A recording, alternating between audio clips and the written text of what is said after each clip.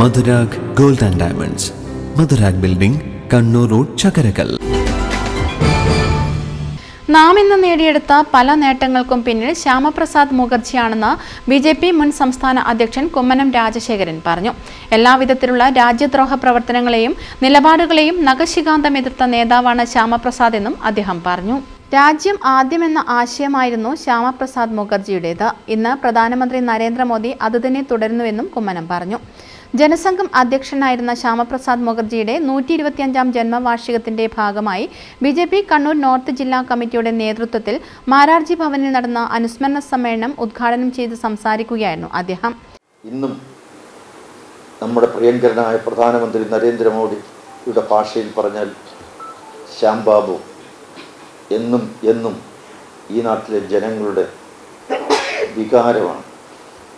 ജനഹൃദയങ്ങളിൽ അദ്ദേഹമുണ്ട്. അതുകൊണ്ട് തന്നെ അദ്ദേഹം അനശ്വരനാണ്. നരേന്ദ്രമോദിജി അത് പറയാൻ എന്താണ് കാരണം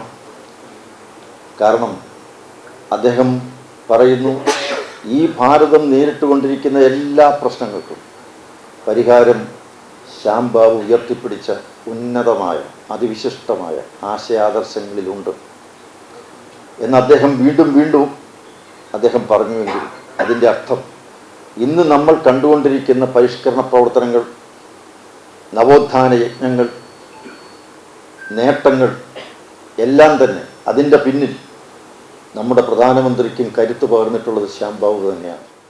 BJP നോർത്ത് ജില്ലാ പ്രസിഡന്റ് KK വിനോദ് കുമാർ ചടങ്ങിൽ അധ്യക്ഷത വഹിച്ചു.